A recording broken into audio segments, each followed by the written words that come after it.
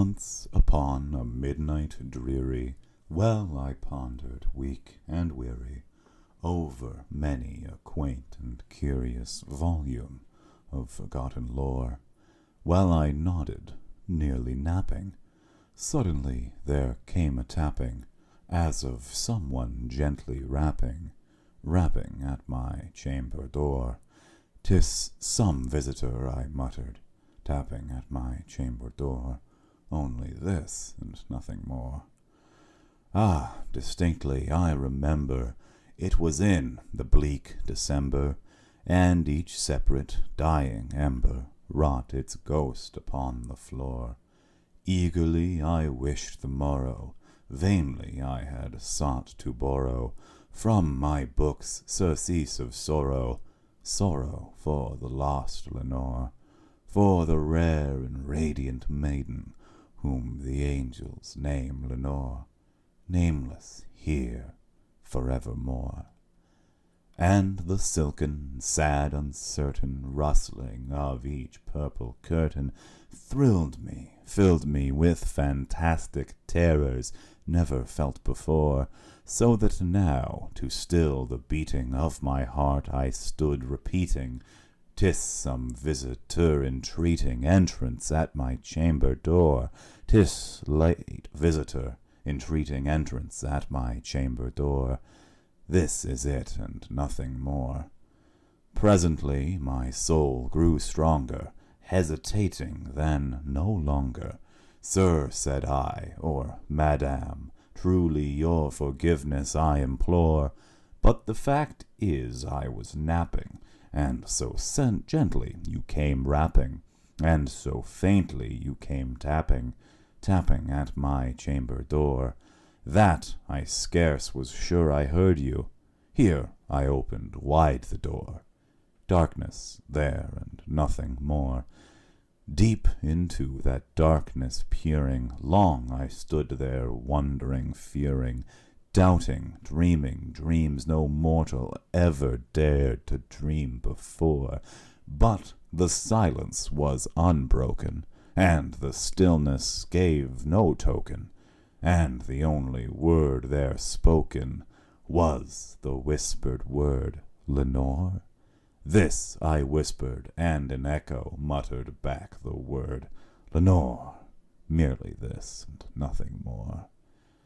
Back into the chamber turning, all my soul within me burning, soon again I heard a tapping somewhat louder than before. "Surely," I said, "surely that is something at my window lattice. Let me see then what thereat is, and this mystery explore. Let my heart be still a moment, and this mystery explore. 'Tis the wind, and nothing more." Open here I flung the shutter, when with many a flirt and flutter in there stepped a stately raven of the saintly days of yore.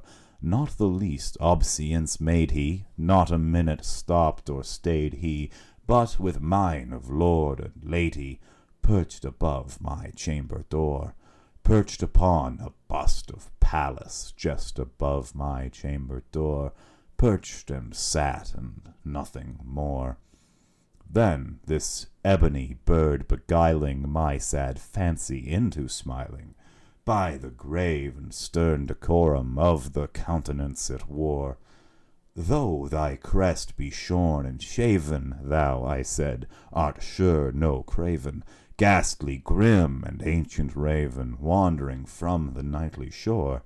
Tell me what thy lordly name is on the night's Plutonian shore." Quoth the raven, "Nevermore." Much I marvelled this ungainly fowl to hear discourse so plainly, though its answer little meaning, little relevancy bore, for we cannot help agreeing that no living human being ever yet was blessed with seeing bird above his chamber door, bird or beast upon the sculpted bust above his chamber door, with such name as Nevermore. But the raven, sitting lonely on the placid bust, spoke only that one word, as if his soul in that one word he did outpour. Nothing farther than he uttered, not a feather than he fluttered, till I scarcely more than muttered, Other friends have flown before. On the morrow he will leave me, as my hopes have flown before. Then the bird said, Nevermore. Startled at the stillness broken by reply so aptly spoken, Doubtless, said I, what utters it is only stock and store, caught from some unhappy master, whom unmerciful disaster followed fast and followed faster, till his songs one burden bore, till the dirges of his hope that melancholy burden bore, of never, nevermore. But the raven, still beguiling all my fancy into smiling, straight I wheeled a cushioned seat in front of bird and bust and door. Then upon the velvet sinking, I betook myself to linking fancy unto fancy, thinking what this ominous bird of yore, what this grim, ungainly, ghastly, gaunt, and ominous bird of yore meant in croaking nevermore. This I sat engaged in guessing, but no syllable expressing, to the fowl whose fiery eyes now burned into my bottom's core. This and more I sat divining, with my head at ease reclining on the cushion's velvet lining, that the lamplight gloated over, but whose velvet lining, with the lamplight gloating over, she shall press, nevermore. Then, methought, the air grew denser, perfumed from an unseen censer, swung by seraphim whose footfalls tinkled on the tufted floor.